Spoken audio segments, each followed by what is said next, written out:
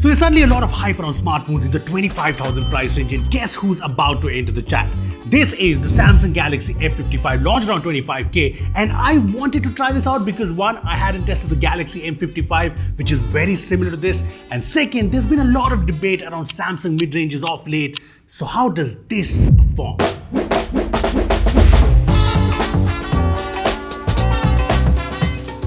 Now this phone has been all hyped up because of how this looks, and that's because of this. This is the only Samsung phone in the market with a vegan leather back, and I know there are a lot of vegan leather phones out there, but this does have some differentiating elements like this unique saddle stitch pattern, the golden frame and camera rings. The Samsung logo is also engraved. Honestly, it gives me the retro classic pop feels because of the golden finish merged with the orangish pop color. Yeah, this will grab a lot of eyeballs, and this is pretty sleek and handy to use. Now this packs in a 5000 mAh battery, which is good, and there's 45-watt charging supported, but yeah, no charger in the box, just a C2C cable. Anyway, coming back to the design, this has stereo speakers which get plenty loud and sound pretty crisp, and while there's no headphone jack, the hybrid dual SIM slot supports micro SD cards, and you get an in-display fingerprint scanner which works fine, but yeah, one thing I did feel is the haptics could have been better. Now the display is one of the big highlights in any Samsung phone, and it continues here as well. This is one good display. I mean, the bezels are not symmetrical, but they are fairly thin, and this is a 6.7-inch Full HD Super AMOLED Plus display that looks great. It's sharp, it's 120Hz, so it's smooth to use. It has the vibrant colors, deep blacks, and it has a brightness over 1000 nits in high brightness mode, and I did use it outdoors, so no problems there.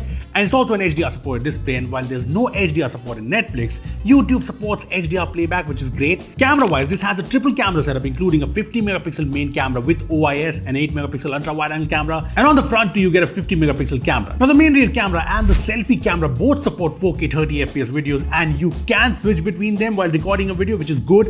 And I've been taking photos with the F55, and while the details in the photos are decent, they have a very natural tone in terms of saturation, a more contrasty look. Even the selfies have the same natural color signs. In low light, there's the auto night mode, which takes a tad bit longer to take the shot, but the photos look sharp and nice.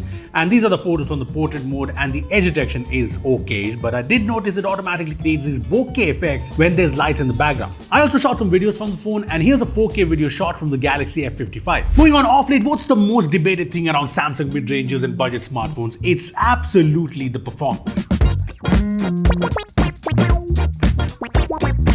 So these are the specs of the Galaxy F55, and this has the Snapdragon 7 Gen 1 with up to 12GB LPDDR4X RAM and up to 256GB storage. Now the fact is, this isn't the fastest phone in terms of raw specs in this price range, but the benchmarks are in line with what you expect from 7 Gen 1, and the 3D Mark test has a good stability score, which is good. The CPU throttling scores are also good with and without the AC and fan turned on, which is again good. I even checked the temperatures after the test and it was fine. I also played some games on this. BGM at Smooth Extreme is very good, no weird stutters, and I checked the temperature and again it was in the usual range after like 30 minutes of gameplay. I also played Genshin Impact at medium graphics and 60 FPS, and the game is definitely playable. Not as smooth as some of the more powerful phones out there, but not bad either. And that is also visible in day-to-day performance. The apps open up fairly quickly, multitasking works well, though I did feel the camera app was kind of slower, but hopefully Samsung can fix that with an update. And talk about updates, it's Samsung, and this is promised to get 4 OS updates with 5 years of security patches, which is obviously the best support a phone can get in this price segment. Now this is running OneUI 6.1 on top of Android 14, and you get these pre-installed apps which can be uninstalled,